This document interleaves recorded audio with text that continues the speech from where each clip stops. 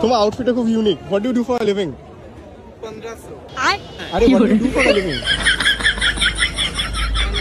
What do you do for a living, এই কথাটা আমার উত্তর দিতে পারছে না। তারা নাকি আবার বিশাল নিজেদেরকে মডার্ন কুল সাজে। খুব দারুণ লজ্জার ব্যাপার ভাই, এরা হচ্ছে সেই ঘটি পাকানো মামনিরা যারা অলরেডি আমাদের দুর্গাপূজাটাকে দুর্গাপূজা না, নোংরা পূজা হিসাবে মানে পরিচালিত করছে। তাদের জন্য পুরো কলকাতা ম্যাডক স্কোয়ার টোটালি পুরো মানে একটা সেমফুল জায়গা হয়ে গেছে আমাদের কাছে, বিশেষ করে যেখানে পুজোর জায়গায় মদ, বিভিন্ন নোংরা কমেন্টস, এই সমস্ত ভর্তি। দুর্গাপূজা মানে সুন্দর সচ্ছল একটা এনভায়রনমেন্ট থাকে, সেখানে এরা নষ্ট করতে যায় এই সমস্ত ভুলভাল নোংরামি করে।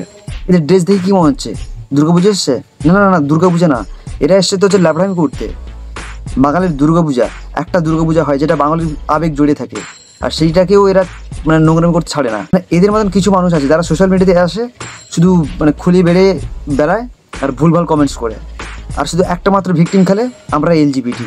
এলজিবিটি করতে করতে এলজিবিটির পুরো চুলকে দিয়েছে, আর সেই চুলকে সেই জায়গাটা না পুরো ক্ষত করে দিয়েছে। এখন সিলিকন লাগালেও কাজ হচ্ছে না। সে এলজিবিটি মানুষ আছে যারা যথেষ্ট ভালো এবং ভদ্র, আর তাদের না এই সমস্ত মানুষদের জন্য ওদের পুরো ইমেজটাই নষ্ট করে দিচ্ছে এরা, যাদের জন্য মানে যার জন্য আমাদের কাছে প্রত্যেকটা এলজিবিটির মানে যে ফেসটা টোটালি পুরো নোংরা বা একটা চোখে চলে আসছে।